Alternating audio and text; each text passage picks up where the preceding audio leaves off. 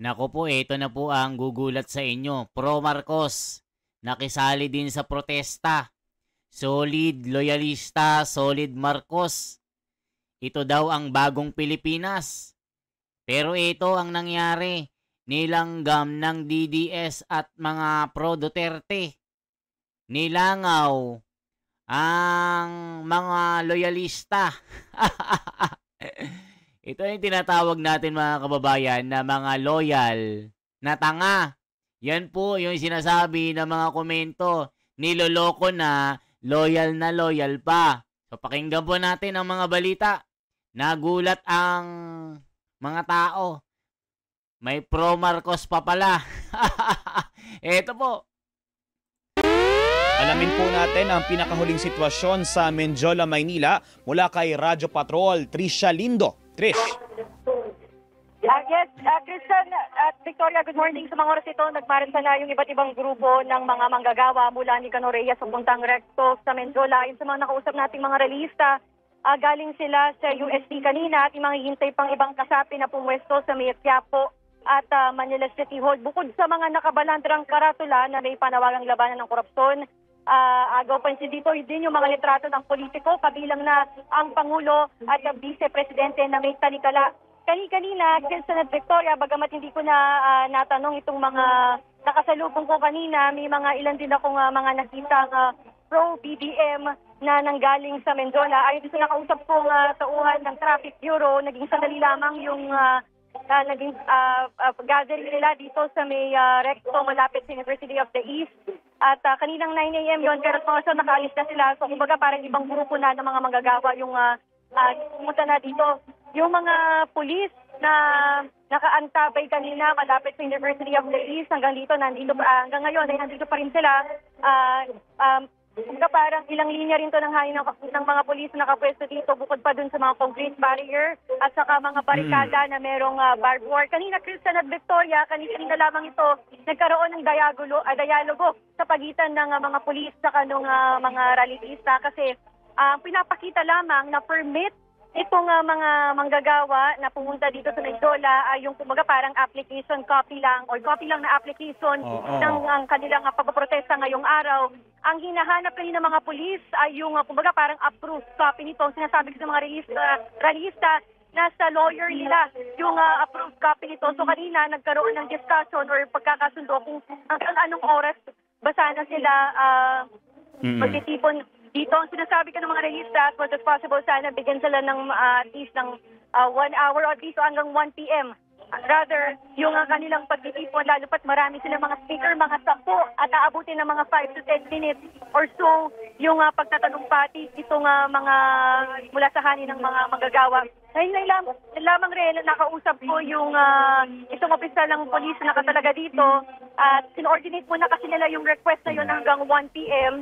At so far ang binigay sa ating information ay papayagan sila dito hanggang 1 p.m. Ang sinisiguro naman itong mga rallyista na ito, Christian at Victoria, ay magiging mapayapa yung kanilang pagtitipon at hindi magkakaroon ng gulo. Actually, itong stage na nakalagay doon sa truck nila, yung truck, kumbaga parang nakaharang na mismo doon sa tapat ng mga police at sa tapat ng University of the East. At sa ngayon, ongoing yung protesta nitong mga hanay ng manggagawa. Doon naman sa traffic, Victoria Christian, kanina nung hindi pa umuusad yung grupo nila mula doon sa Nicanor Reyes, bahagyang nagdudulot ng trapiko yung kanilang naging pagtitipon kasi particularly dun sa mga motorista na nagmula sa Divisoria at tatagos papuntang Nicanor Reyes kasi so far ang open or passable pa lamang sa mga motorista ay yung kalye ng Nicanor Reyes. Christian at Victoria. O yan mga kababayan, sabi Pro Marcos Group joins protest in Menjola. Iilan lang mga kababayan, nilangaw sila ng mga DDS. Nilangaw sila ng mga pro Duterte. Libo-libo yung mga pro Duterte. Tapos yung mga pro Marcos, wala pa po yata sa 50. Mga kababayan, nako po.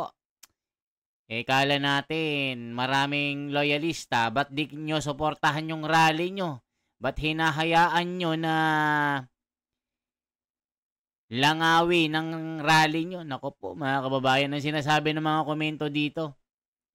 Lord, maging maayos po sana at matiwasay ang maging rally at wala pong masaktan. Syukran mga brothers and sisters. We stand for BBM daw. Naku po, stand for BBM. Loyalista nga ito. Nasa revelation na tayo, dapat manalig na lang kayo sa Panginoon. Tama lang, makilahok ang Pro Marcos, ipakita ang suporta sa pamahalaan. Naku po, yun na mga kababayan. BBM Best President daw. Naku po, Best President. Trilyones ang binulsa, sabi naman ni Mario. Diyos ko po, ito na po. Ibig sabihin, Trish, hindi sila talaga makakalapit doon sa may area ng Mendiola Peace Arc. Hanggang saan lang sila pwedeng pumwesto? Oo. Tama, Christian. Wala nang makakaabot doon sa Mendiola Peace Arc kasi dito pa lamang sa Recto Mendiola, may mga nakaano na dyan, may mga nakapwesto ng mga pulis.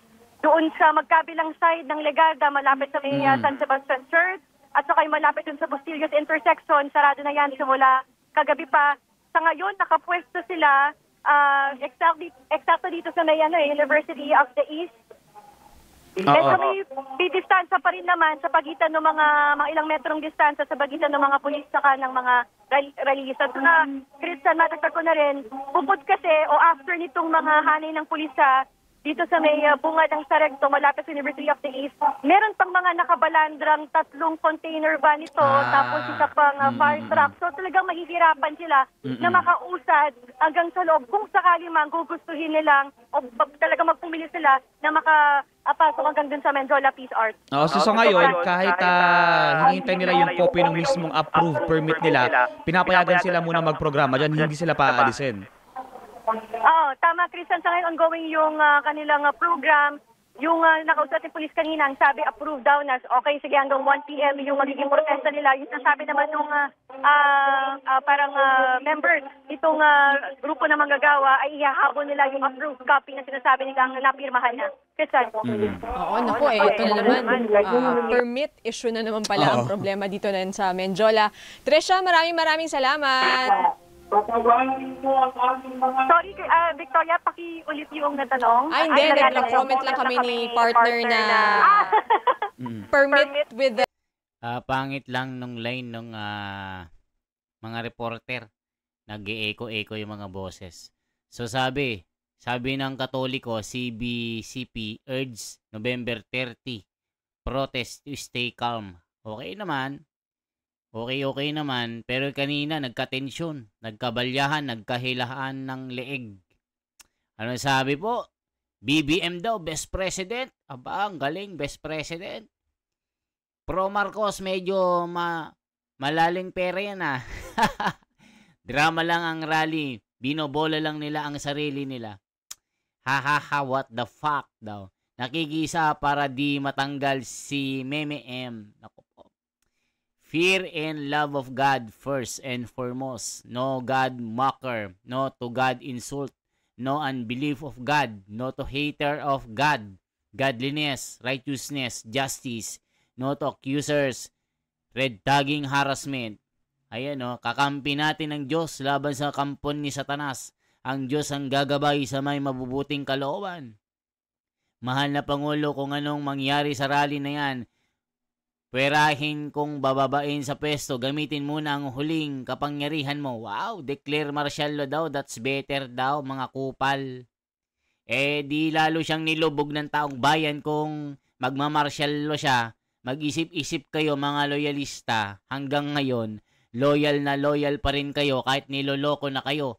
Yan ang sabi ni Sebastian ng San Isidro ng Davao. Laka.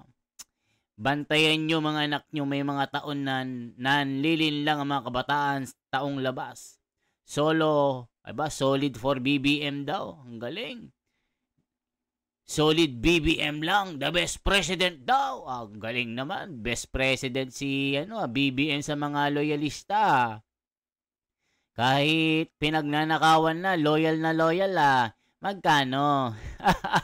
Magkano ang Noche Buena? 500. Ang galing So yan po ang mga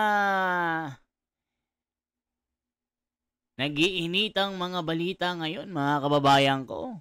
Talagang nilusob ang Malacanang. Mga pro-Marcos nilanggam.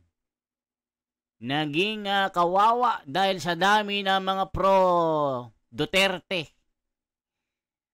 Mga kababayan, mas marami ngayon ang pro-Duterte kaysa sa mga pro-Marcos na solid daw sila kay BBM, the best president daw. Mas maigi na daw mag-martial law. Gamitin ang kanyang kapangyarihan, declare martial law like father, like son. Aba, grabe ang mga loyalista. Loyal na loyal pa din na. Magkano? So yan po ang mga maiinitang balita sa Menjola. Ako si The Wonders Philippines. Isang like po, isang share at isang subscribe. Salamat po.